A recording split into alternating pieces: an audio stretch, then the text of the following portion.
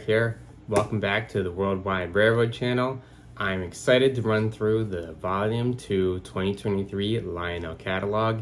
I think this catalog is actually better than the first one that we had this year. And the first catalog this year was pretty impressive. So I don't know. I've already joked with a few friends that this catalog could financially ruin me. I made the joke the other day in the Matt and Matt Discord server that I could easily blow 20 grand, which I don't have, on trains and still want more from this catalog. So yeah, this catalog's brutal, absolutely brutal. I am terrified for what my decision making is going to be, and I really don't even want to try and think about the total right now. I'm gonna have to, I know at the end I'm going to wind up having to cut a number of things that I really do want. But yeah, that's just gonna be how it is, right? That's every catalog probably going to be. There's always going to be things that you want, but you're gonna have to stick within whatever your predetermined budget is. So remember, as much as you want it, keeping to your budget is of course the first and foremost important thing with this hobby. So that said, let's jump right into it. So first up, we've got the F-19 Pacifics. This engine, right, it's on the cover on the catalog. You can tell that this is the engine of the catalog. It's beautiful. The detail, the rendering for it is gorgeous. I mean, this engine, it just pops off the page. You know that this is something you want to get. And I'm not even a Chesapeake and Ohio person. In fact, none of the railroads currently on being offered in any of these schemes here for the F-19 are ones that I'm interested in, and I am still hemming and hawing really hard over getting one.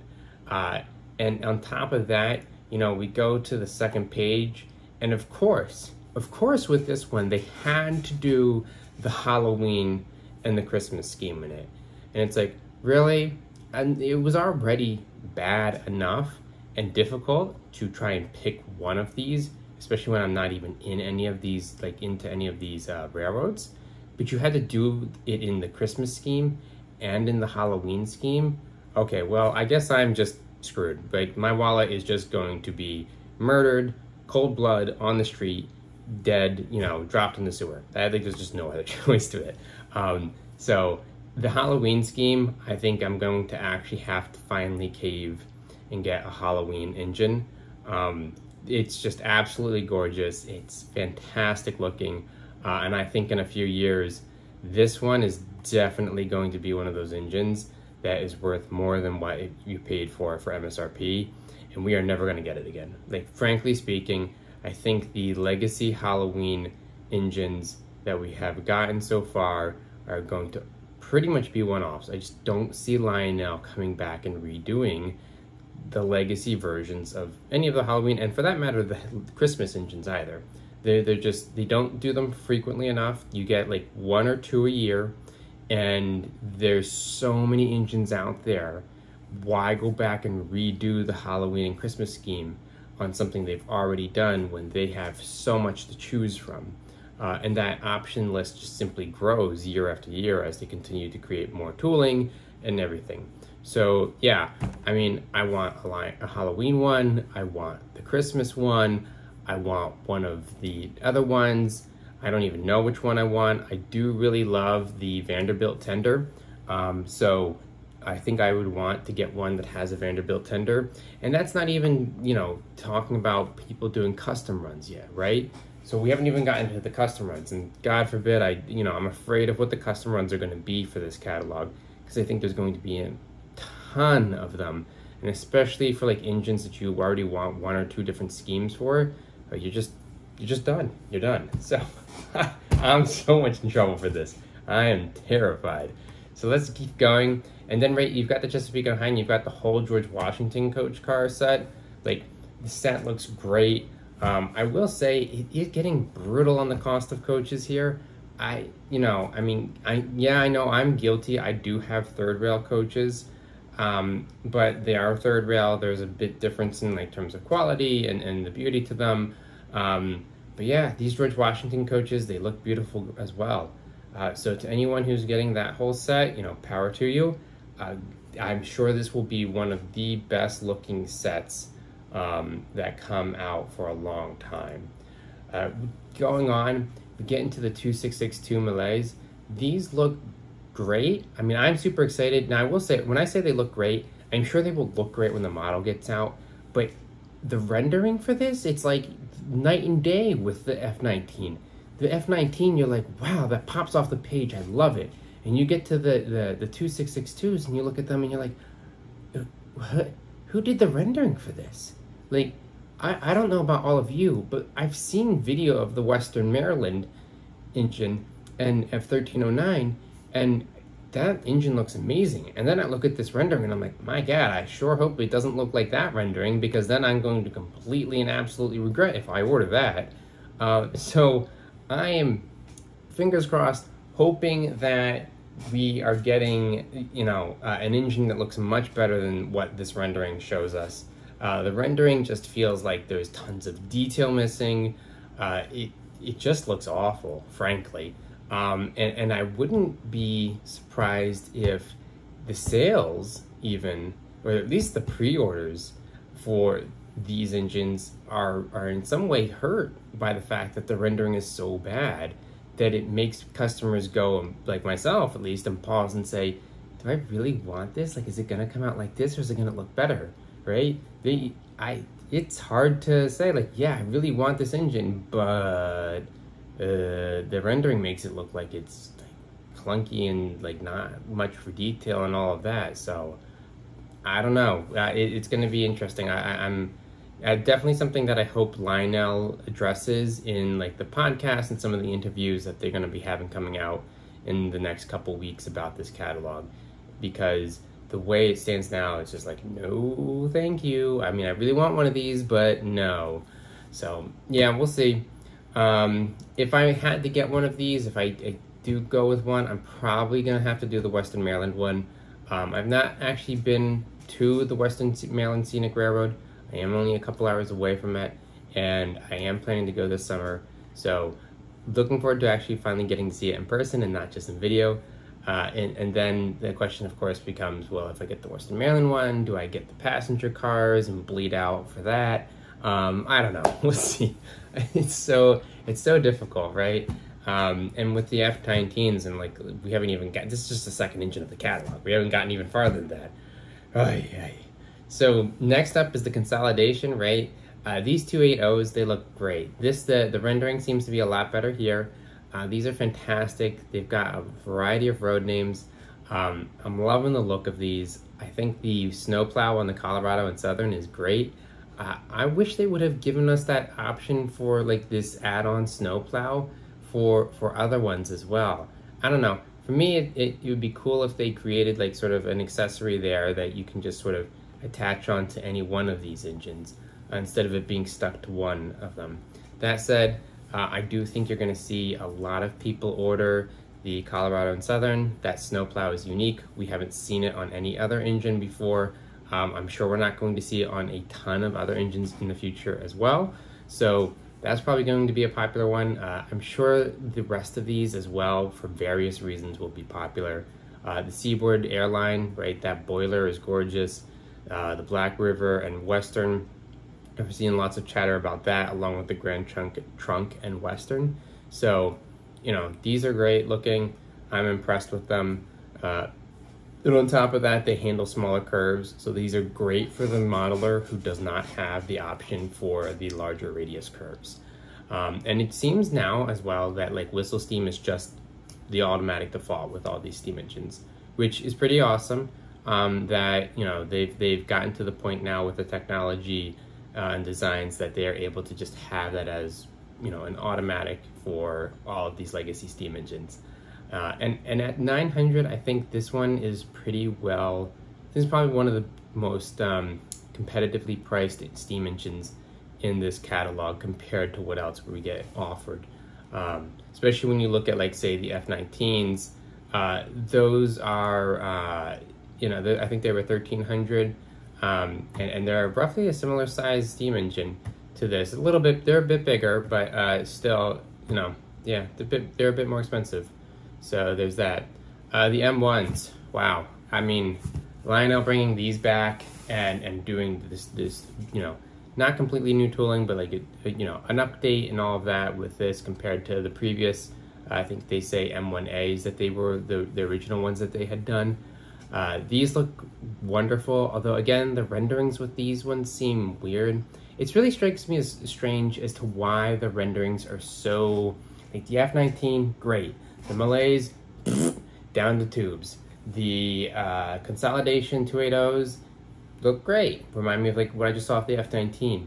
Then we get to the M1s and it feels like all of them have sort of like this weird shading or coloring. I don't know what's going on with the boilers. It's like, I think it's supposed to be black. I'm not sure, I can't tell. So that leads for a lot of confusion. Again, I hope Lionel addresses this in one of their podcasts or videos. If they do address it, I will pin a comment in the to the video and say like, hey, here's the video saying, you know, here's a better picture of it or something like that. Like, hopefully they'll put that out there, and if I find it, I'll be sure to like leave a note here for all of you. So be sure to check back in a few weeks and see. You know, I am a Pennsylvania person, so this is definitely one of the engines that I would like to get out of this catalog. For me, it's so hard to pick. You know, there's a bunch of great looking engines here and styles. I think I might have to go with the 6855. I think those red stripes on the tender are really striking. They look great. And some of these other tenders, I've got versions or very similar looking tenders like that already. And the red stripe one is just the one that's the most standout to me, and one that I don't have, you know, something that's similar to that. So it will help add a bit more variety to your big, long, black Pennsylvania steam engines. You know, that's, and I love them, but you know, sometimes on your railroad, you want a bit of variety. So that's me. Again, like, you know, it just seems that these are fantastic. They have whistle steam. You know, that's just the standard now. I am actually, I guess, a little surprised. These are big steam engines, and I'm sure they've got the space in them to do like the swinging bell. But you know, maybe the bell on these engines didn't swing. I don't know actually for sure. So we'll see. Nice thing about these two is they can go on 054 or 072, right? It's going to depend on what type of tender you've picked up for the engine. So yeah. All right, this next one, the FEF-3. I mean, you know, when they talk about like lighting money on fire, this is where I will light my money on fire. And just the whole wallet, right? You know, light your bank account, you know, take out a loan against your 401k. This is gonna ruin me. This is brutal. I can't believe that Lionel did this to us. Like this many good steam engines in the volume 2, no less, right? Like, thankfully I did not pre-order and didn't need a big boy from the volume 1 catalog, but the volume 1, they're like, oh yeah, here's a brand new Vision Line big boy. Oh yeah, here's the Legacy Dreyfus and matching passenger cars. Oh, but guess what? That's not all, right? Like, there is even more for great steam engines in that volume 1 catalog, of which like I just could not afford to order. And then they come out with the volume 2, and what do? They just drag us over the coals with even more great selection, and it's just like, God, really? Good grief, you're just killing me here, Lionel. So, you know, I look at this, and these ones are not cheap, right? These are 1,800 MSRP. Now, of course, you're gonna get a discount probably from like your local train store, or if you're ordering online from one of the big retailers. But yeah, I look at this and like at a minimum, if I'm being perfectly honest, I want 3. Controversial one is the Challenger scheme, the hot dog. I know people find it hideous. When I first looked at it, I was like, my God, who came up with this? This is awful, but it has grown on me. And it is definitely going to be one of those ones that hideous, and whether you like it or not, 4, 5, 6 years from now, people are going to be paying above MSRP for it. So you know it's going to happen. And so I definitely want that. I want the Greyhound scheme, the 844, and then I'd really love an all black one. Definitely would be getting an all black one that's got the smoke deflectors along the front. I just love the look of that. And this is one where I'm calling it now, that I'm sure we're gonna get a black bonnet scheme from Pat's Trains on this one. I will be shocked, absolutely floored, if we do not have a black bonnet scheme for this engine from Pat's Trains. And as a black bonnet fan, you know, God, I would probably want one of those if it's done well. And yeah, that, you know, that, I don't know what to say. This is just brutal. This catalog in terms of steam engines, like for each steam engine that I really want, which is, you know, even if I like get rid of the malaise and the consolidation and just look at the FEF and the F19, you know, and also get rid of the M1s, right? Like I still want 2 or 3 of each of these. It's just like, oh my God. You know, I was at my local train store today and I was just telling the owner, I was like, I'm done. Like, what am I gonna do? Even if I were buying these at whatever retailers pay, I am just no way for me. So, but that's it, right? Like, so I think these are great looking. The detail looks beautiful. And I just saw a video of the Greenbrier that was from like last year's catalog. Like it's out now, you know, some of them are starting to hit shelves or at stores. And that looks absolutely beautiful. And I think, like, given like the looks of that steam engine and like the rendering here, I'm sure these are going to be absolutely, you know, standout engines that really knock people's socks off. So yeah, this is going to be a tough catalog. And then, you know, we've got the Union Pacific auxiliary tenders. These look great. I was fortunate enough to pick up a legacy auxiliary tender. I get like last year. I don't know what catalog it's from. It's from a while back. It's just an all black one, but it's, you know, it does the job of an auxiliary Union Pacific tender for my big boy. So I'm probably going to skip these ones. I'm not sure if I'm really that big a fan of the yellow ones anyway. But yeah, these are pretty awesome, especially the ones with like the legacy rail sounds and everything. I mean, as much as I say I don't need it, I'll be honest, like when I got the veranda, part of why I picked up a veranda turbine was because the tender with it came with it was a base, you know, a base unit, and the sounds and everything from that extra tender were impressive. So I don't know, I definitely, maybe I might pick it up after it hits stores, and if I see it in person and you know, I have the budget for it, I probably won't be pre-ordering it. The Union Pacific passenger cars, again, they look nice. I have a lot of other passenger cars, and Union Pacific is not like a railroad that I'm looking to build out a passenger line for. So not going to be doing much with them, but I'm sure they'll be nice. And you know, Lionel's passenger cars have definitely, I think, stepped up recently. The pricing is still, I think it's a bit tough to stomach. But yeah, with the MSRP or with the discount you get from the retailers, it's not so bad. So that takes us into the diesels. The diesels in this catalog are going to be just like, thankfully for me, I am not a huge diesel person, so I am a bit spared when it comes to this. But if you are a diesel person, you know, my condolences for you and your wallet. Like, I'm so sorry. You're in trouble probably with this catalog because we're just getting more great stuff. The SD50s, these look great. We've got the chassis system, the Rio Grande, etc. I mean, these are beautiful. And as much as I'm not like, you know, a diesel person, they look great, and I won't lie. I have picked up a couple Lionel diesels in the last couple years, and they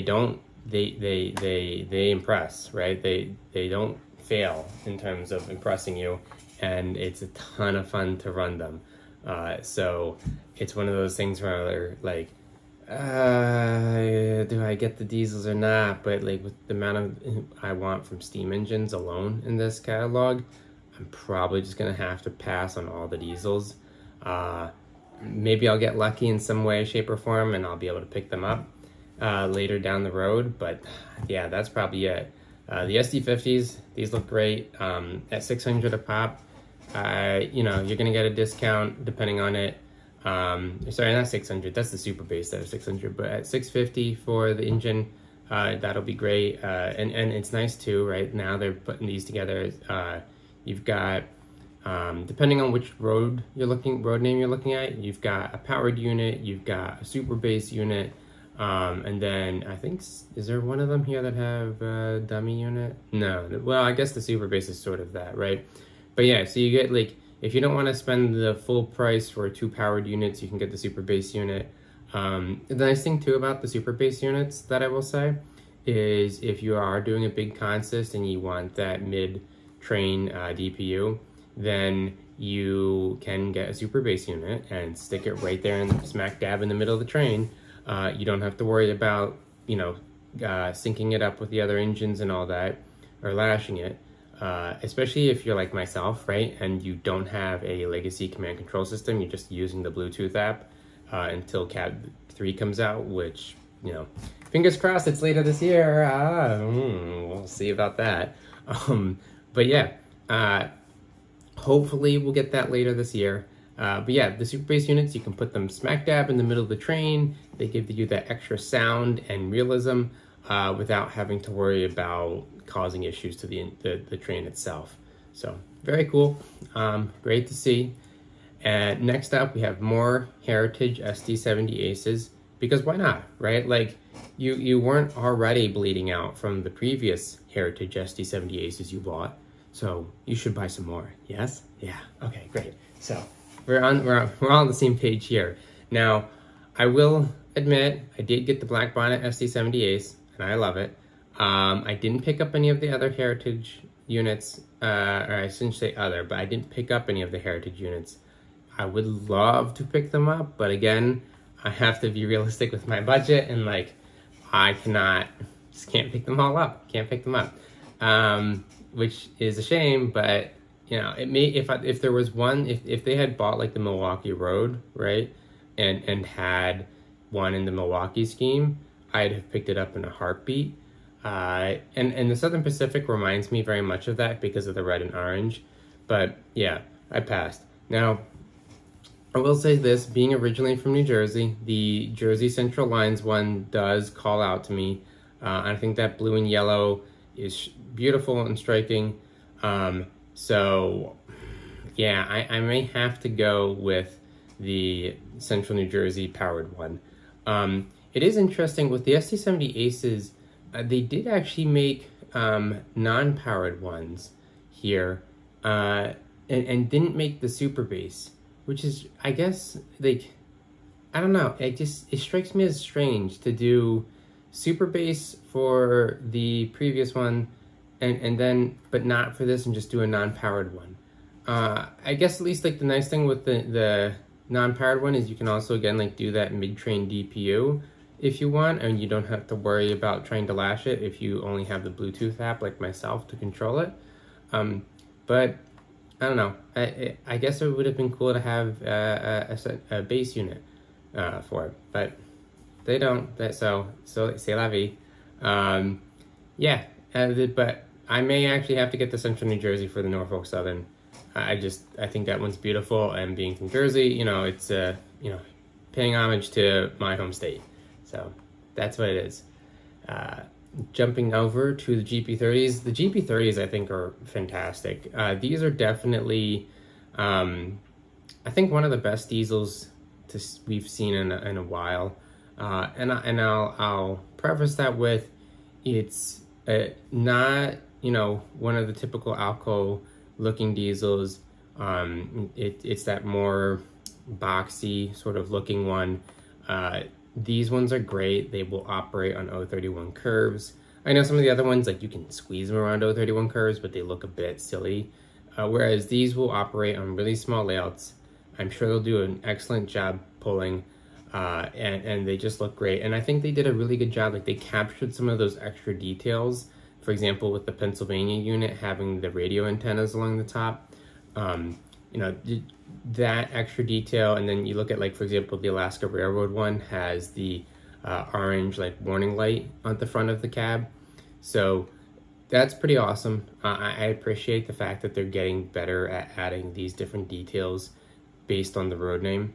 I think, I don't know, I feel like for a small diesel unit like this, 600's a lot, but then, we look at like the E8s and I think it's the F7s that are also in this catalog, and you're paying 600 for them too. So, it's right in line with the similar sized diesels, frankly.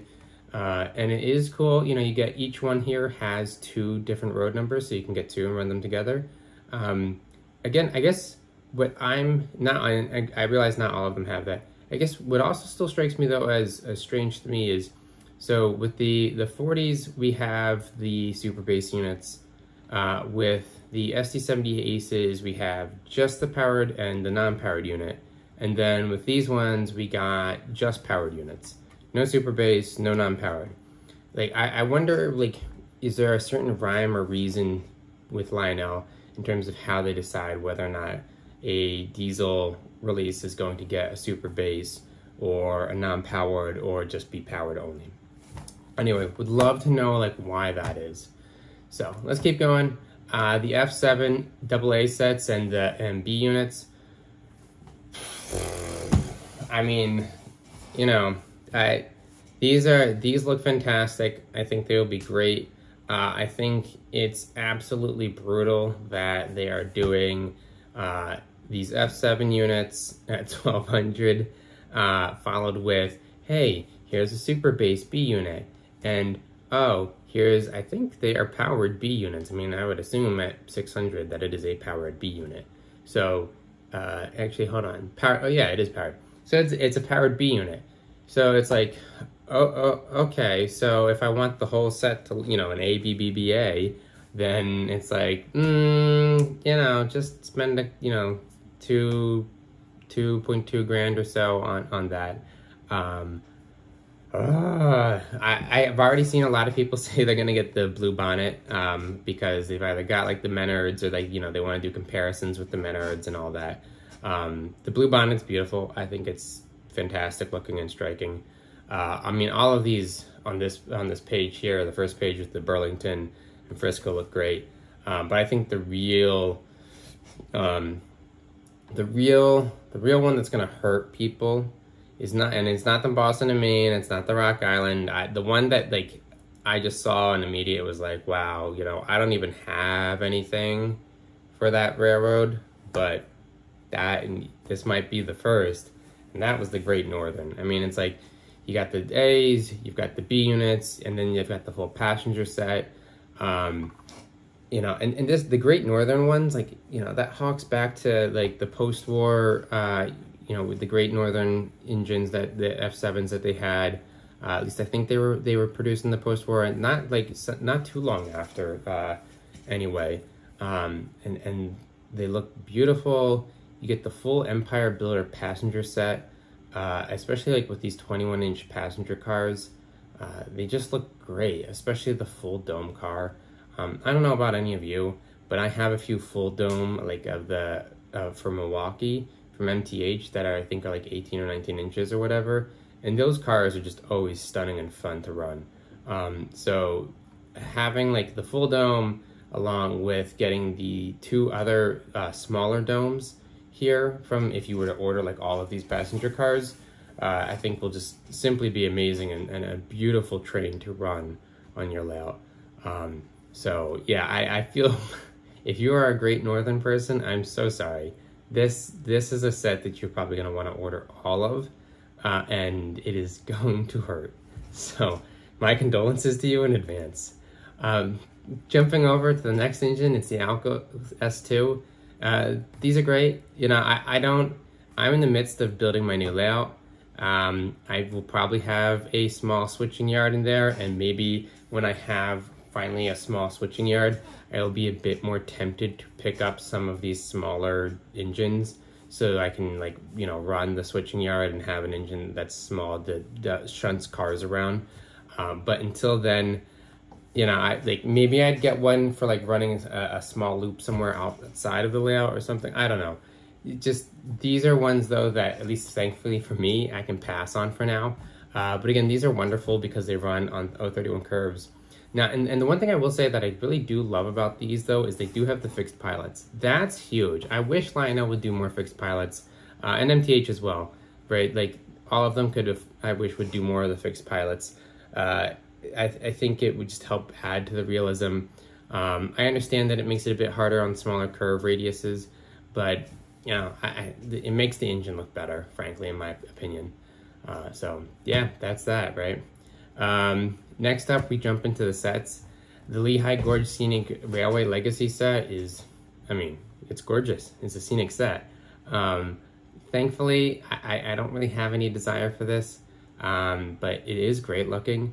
And I know a few people who have been on it have said like, yep, that's what I'm ordering. That's it. Like I can't not order this because I've been on it. And it's like, yeah, I get it. I fully understand, right? Like when I saw the Strasbourg stuff, I was like, well, you know, I've ridden on Strasbourg, you know, that train probably more than 100 times in my life. So definitely going to be, you know, I had to order those. Jumping over the next couple sets we've got is the Western Pacific Feather River Freight set.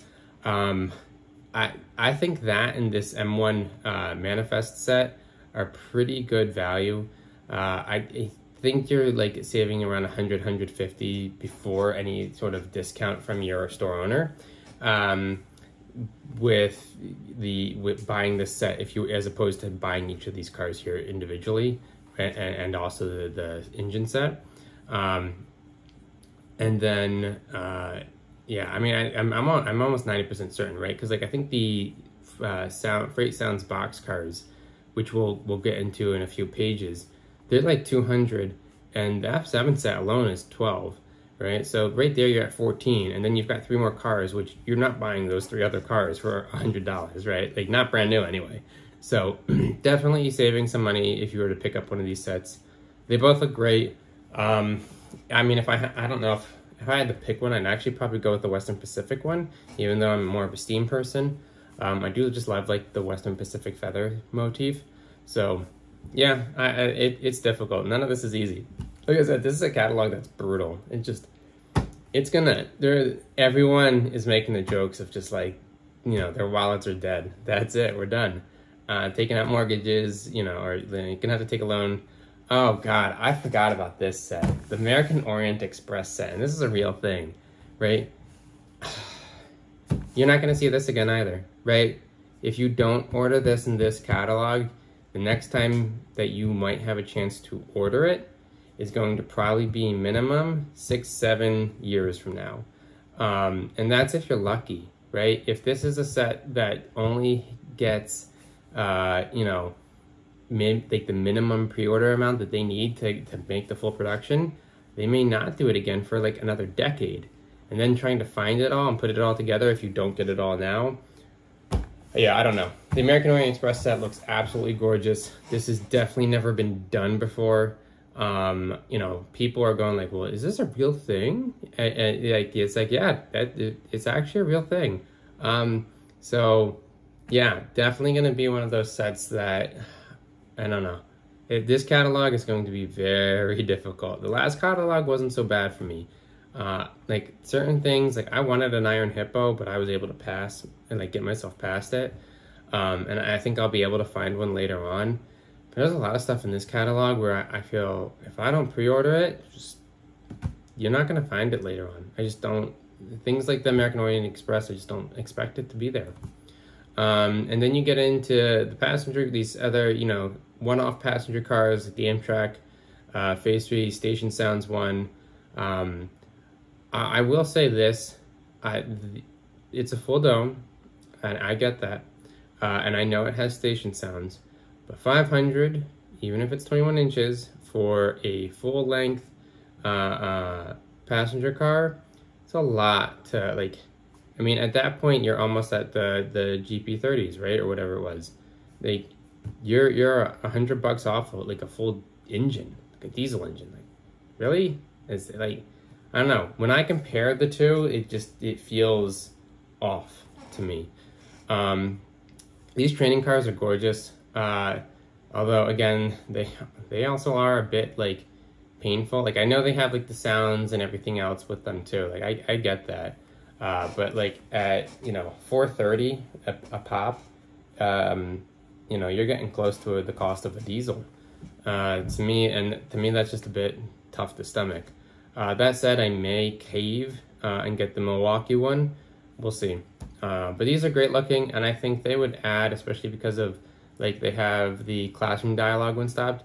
They'd be great to have as added you know, ambiance to your layout, right? Having that there on the siding with the dialogue playing and all of that.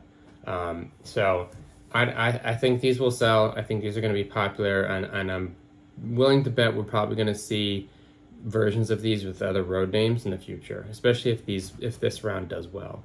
So we'll see. And then we get into the PS5 gondolas and other freight cars. And so, like, you know, I know one of those sets, the Western Pacific or the M1, had one of these gondolas, right? Like these are like 130, 135, depending on like which one specifically you're looking at. So these certainly aren't cheap.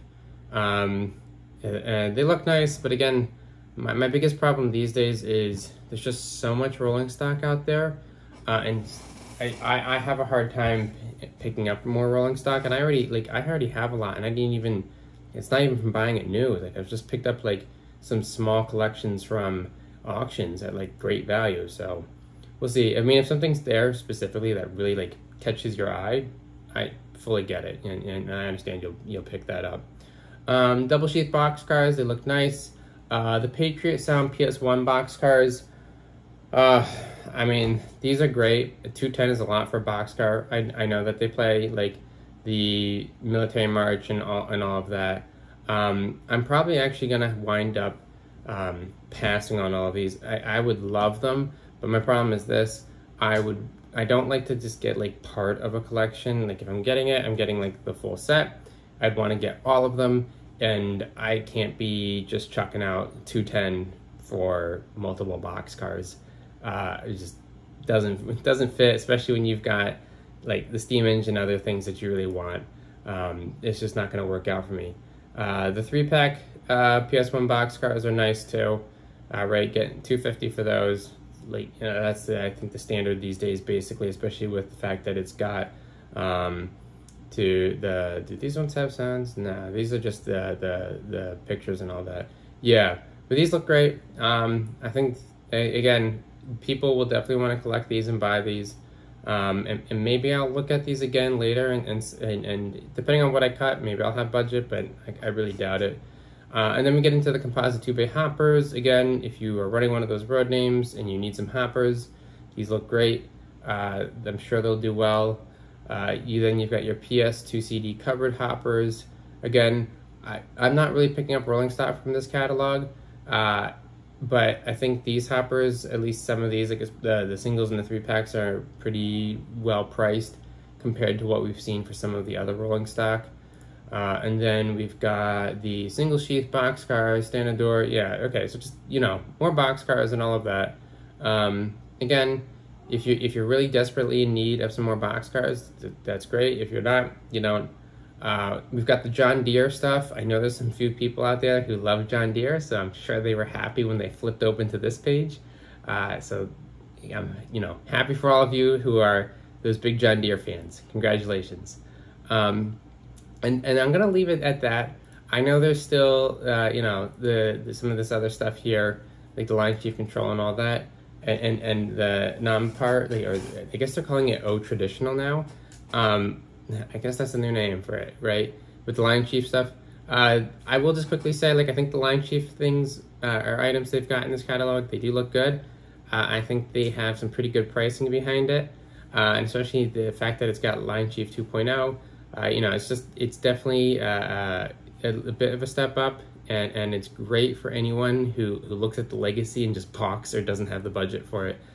Completely understand it, you know, and anyone who's getting the traditional O, you know, kudos to you, and I hope you enjoy it. I think it's fantastic product still.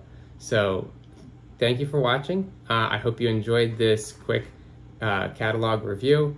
I wish I could say it was actually quick, but it was pretty long. But anyway, leave your thoughts in the comments. Let me know.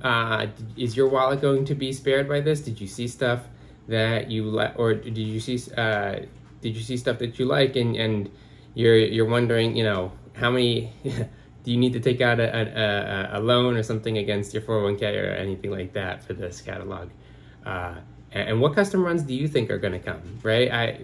Custom runs have really become a big thing, I think, in the last 3 to 4 years here. We just see them all the time now. So what do you think is going to come? What type of custom runs are you expecting? Anyway, thanks for tuning in. I'm Derek, signing off. Please remember to like, subscribe, and I greatly appreciate it. Thank you.